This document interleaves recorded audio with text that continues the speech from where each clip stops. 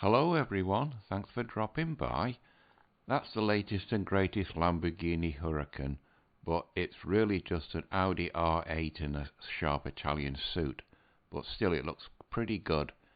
But if I had that kind of money, I'd probably just get the V12 Lamborghini, as the V12 is synonymous with that make of car. But anyway, I don't have that kind of money, so that's a moot point. Anyway, enough about that. As you know, the population of the Western world in America, Canada, over here in Europe, has been in dramatic decline over the last few years. It's the MGTOW effect, as I've commented before, and it's starting to have some profound impact on the decision makers of the Western world. As looking around, I found this. As you can see, it's the International Strategic Analysis site, but this was done on the 12th of September 2019, or about 6-7 years ago. As you can read, it says the economic impact of falling birth rates. It says just a few decades ago, the biggest demographic threat the world was considered to be a soaring population. However, for much of the world, the demographic situation has changed dramatically in recent decades, as birth rates have fallen much faster than anyone predicted, leading to a much greater than expected slowdown in population growth in most regions. Furthermore, while extremely low birth rates have largely been associated with countries in East Asia and Europe, the fact that birth rates have been falling significantly in nearly all parts of the world. Now if you drop down, it says, if you look at developing countries, the demographic situation is quite startling. In fact, most of the world's lowest birth rates are found in developed economies, i.e. United States, Canada, and over here in Europe. For example, the lowest birth rates in the world are found in wealthier East Asian economies such as South Korea, Hong Kong, Singapore, and Japan. European birth rates are extremely low. And it goes down. What is very says, of course, China has a low birth rate since the World Population Policy. That's the mega trouble spot. And then it goes down. Japan's population, China's, and Bulgaria. And then here comes the interesting bit. It says the effects, less consumers, lower birth rates, and falling working age populations also mean there are fewer consumers. Now, we've all seen the closure of shops in our town centres and malls. No customers, so the shop has to shut up and go. Some companies have even gone bankrupt and are no longer there. This reduces the opportunities to generate growth in the domestic market, leaving these countries with low birth rates more exposed to external shocks. We've all seen that in America. The economy is not in such a good shape. And then older populations, falling birth rates coupled with rising life expectations also mean the average age of a country's population continues to rise. We've all seen that happening. And it says,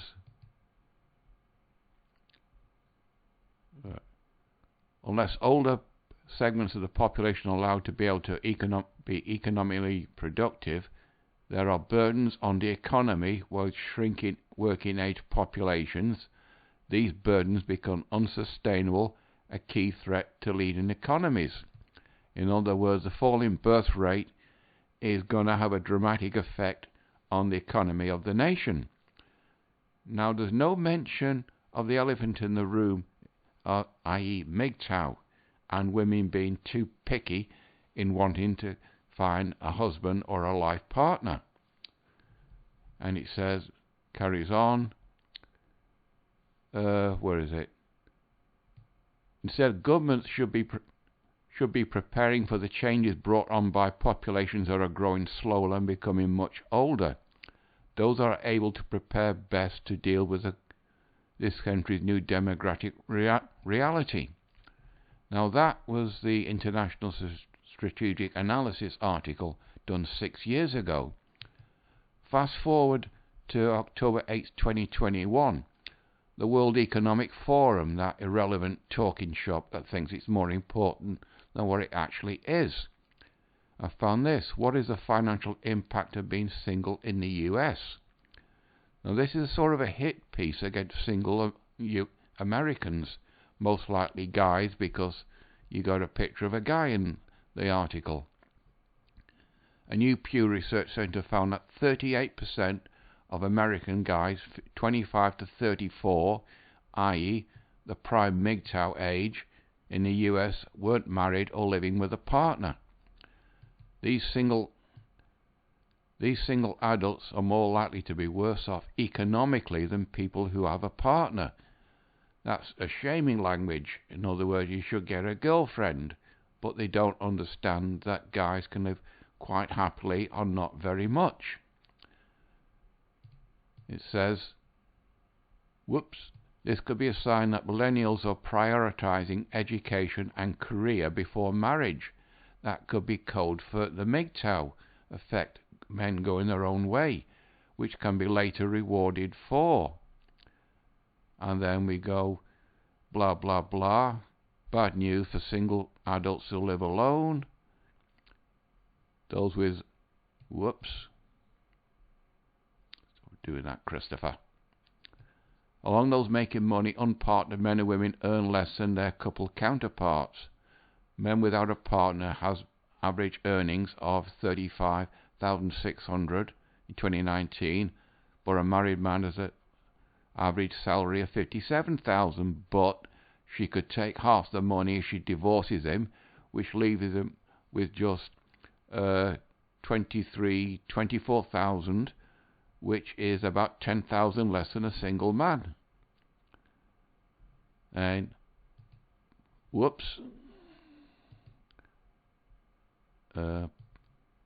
partnered women made an average $40,000 a year, while unpartnered women had median earnings of $32,000. But there's only an $8,000 difference. That doesn't mean that they've fallen behind. And then millennials rethinking why they should get married. It says a lot more Americans are single today than 30 years ago. In 1990, just 29% of American adults were not unpartnered. I don't like that word. They should say just weren't married. And then that's the article. Now, that's the economic impact in a broad sense, but the banking sector is starting to get worried. As I found this, National Library of Medicine, banking on fewer children, financial impermeditation, fertility and economic development. There's no date on this, but similar articles, time, cost, aspirations, the economic effect of economic growth and German fertility, because Germany's population is going down, time of wages and human capital, and then the Soviet theory's economic demographics. Well, the West is sliding into a fascist social Soviet-style economy. Economic influences and birth rates, economic consequences of population size, structure and growth. Now this was done on 1983, so obviously they've seen the storm approaching even back then. Let's click on that, see what it brings up. And it brings an abstract. Now, Bloomberg UK, this was done on January 23rd this year. Density and danger where demographic meets finance, the impact of a population stretching the limits of longevity, combined with a fall in birth rate will increasingly be felt in the global economy. In other words, the fall in birth rate. And it goes yada yada about it. And we have a graph. Births are collapsing in most economies. There's United States. -2% fall in birth rate. Little Denmark next to it. The Danish government is worried with their advertisement, "Do it for Denmark," but it didn't work because Danish women are just as picky as American women in finding a partner. And then we have Holland, Spain, Brazil, Hungary, Australia, Switzerland, Italy, all the rest descending. And at the bottom we got Ireland with a -10% fall in its birth rate.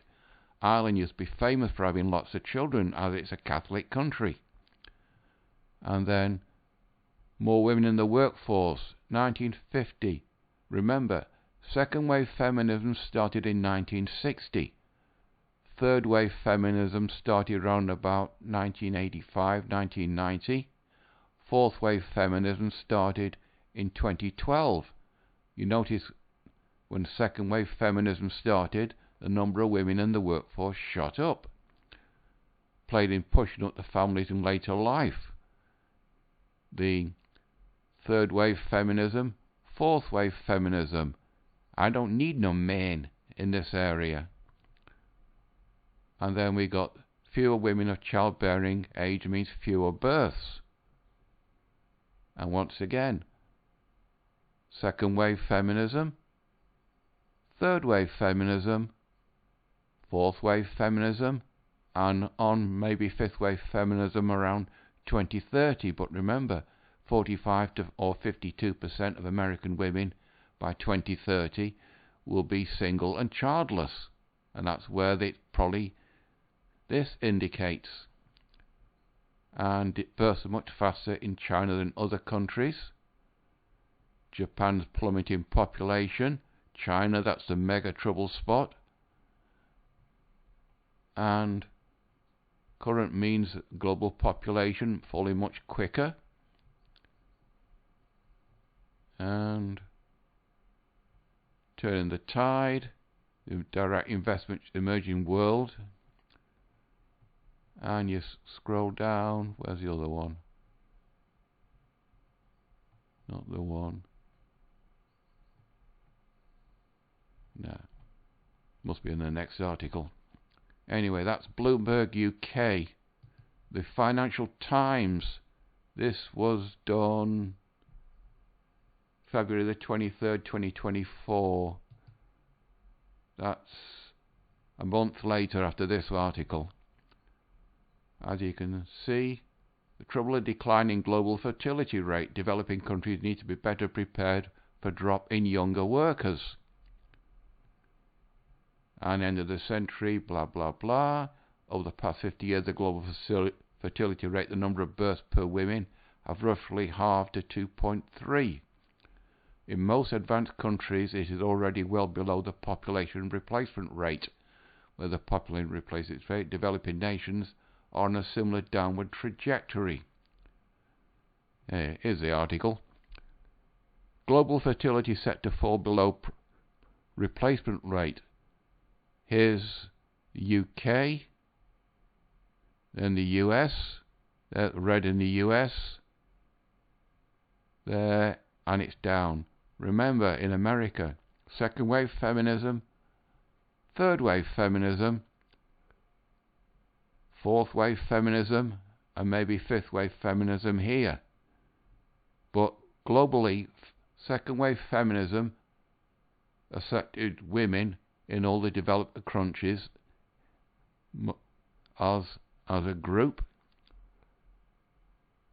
Third wave feminism, then fourth wave feminism, and all the countries with women, Western women, they all went in harmony.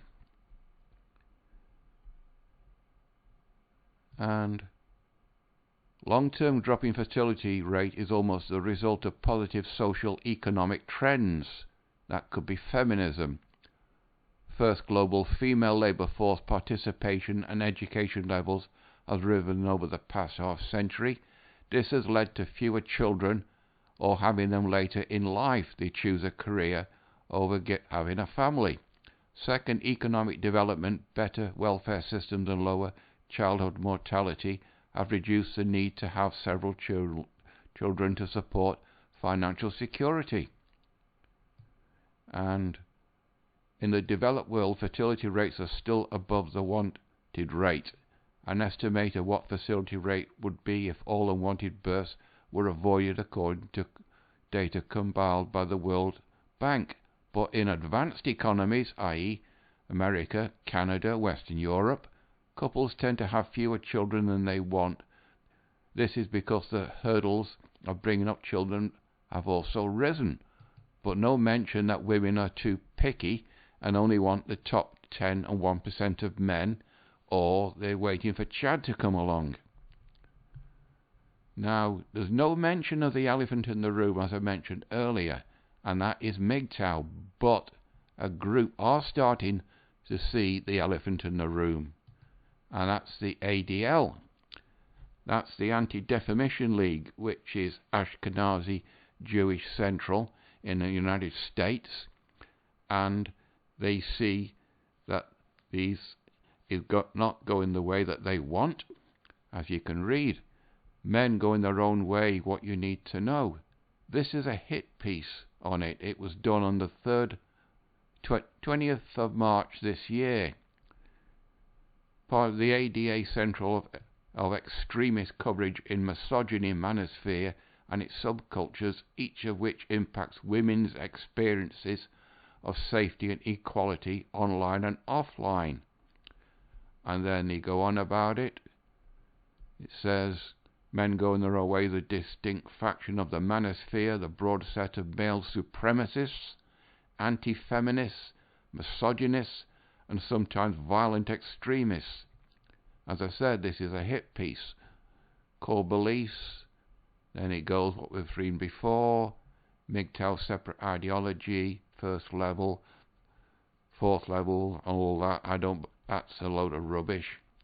You just stop bothering. You don't have to go through levels. MGTOW groups experienced substantial growth in the early mid-10s. 2010, sorry. That is fourth wave feminism when that started, driven largely by the proliferation of memes and testimonials by members. That would be guys on the comment section of YouTube that have been divorced, who criticize perceived feminist corruption. And then it goes global trends, men going their own way, yada yada yada. You go right at the bottom, influencers. There's no singular voice representing MGTOWs on the internet. Several alt-right and manosphere influences also produce content. Pearl Davis, 21 Studios, Sandman, and Manosphere podcasts. These creators wield significant influence. No, they just give an opinion, their own. It's up to the individual man if he should decide to follow that advice or not. Reaching millions of viewers, shaping public perception of feminism and the MGTOW ideology. Now, the reason ADL are attacking the philosophy of MGTOW is the ADL, as I said, are Ashkenazi Jews. Now, the Ashkenazi Jews also control the US banking system. Now, if guys go their own way and don't bother to get married or have children and they don't need a mortgage, then the amount of money going into the banking system is going to be reduced, and the amount of debt, which is their main source of wealth, is also going to go down. So the MGTOWs, i.e. single guys going their own way, are attacking them, the banking sector, right at its core, right at the root, by not bothering to borrow money, i.e. they don't create debt, so the banking system cannot work properly, and the banking system is run by the same sort of people who control the ADL. So that is why they're attacking it. And we get this is the economic impact of falling birth rates as the MGTOW effect, and the World Economic Forum, which also has a large percentage of Ashkenazi Jews in it, are worried what is the final impact of being single in the US, and the intelligentsia are also starting to worry, which is reflected in Poodle's Bloomberg, which is also connected to the banking system, and the Financial Times, the troubling decline of global fertility rate. And we loop back to the ADL, who are attacking single guys simply for not wanting to get raped in a family-friendly court and lose half their stuff to a woman who just gets bored after a few years of marriage. So this is a storm that's coming and gathering pace, the MGTOW effect, and the people that control the banking sector and this lot, they just don't like the thought that guys can look after themselves and go their own way. That's why you've got this sort of hit piece article attacking us. Anyway, I think I'm on the 20-minute mark now, probably over that, so you know the routine, like, dislike, etc. is completely up to you, but this storm is just starting, and the closer we get to 2030, it's going to break. What happens in November with the new president won't make much difference, because this crowd, the ADL, are the same crowd which is in charge under Biden. Anyway, that's all for this one. You know the routine, as I said. Until next Monday, bye-bye.